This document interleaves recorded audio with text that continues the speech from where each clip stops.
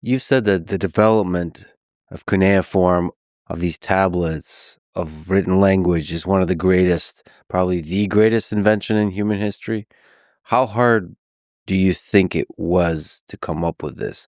And we should make clear that that very specific element of encoding sound on the tablet, that's the genius invention. Drawing a picture makes sense.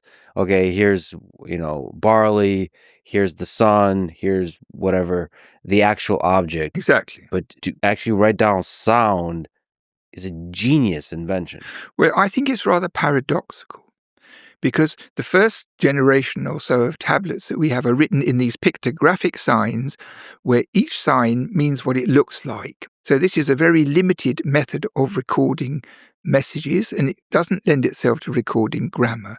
And then the secondary phase, as we understand it from archaeology, is the perception that you could take these signs, still meaning what they look like, but also what the words sounded like. So then you have all these wonderful ice cubes which express all the sounds of the language, from which you can record words and grammar and everything else.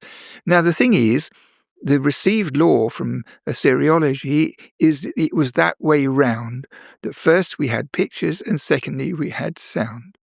Well, I have to say, I find this very hard to believe, because if you had a group of people in an environment where it was compellingly necessary to make a system that you made marks on a surface which everybody could understand and use, why wouldn't you start out with signs that made sounds? Because everybody speaks the same language, right? So they didn't have A, B, C, D, E, F, G, but they could easily work out all the vowels and consonants without naming them as vowels and consonants, but the component parts.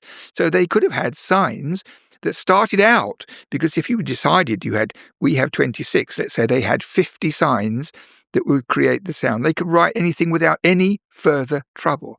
So I find it very bewildering that they started off with the least flexible and the least adaptable system of pictographs, and then they moved on to the sound. I don't know why they bothered with it.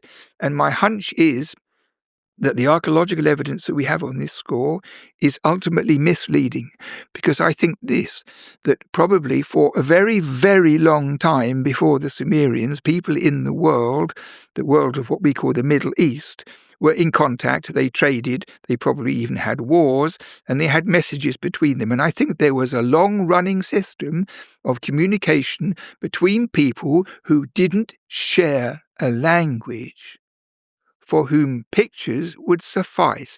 So if merchants come and they have 3 sheep to sell, so they draw 3 little sheep, you know how much it is and what they are and so forth. Yeah. And so I think that what happened with the Sumerians, with their pictographic signs, is that those signs are right at the end of a very, very, very long period of time, when somebody thought, what we can do is take these stupid, inhibited, no smoking signs and write language. Yeah. That is what I think happened.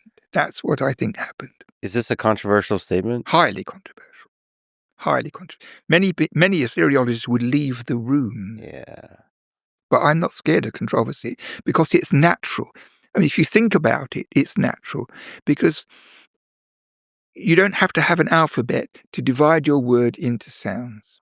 See, for example, in Sumerian, you have a funny system of writing. You have a root, like do, which means to go.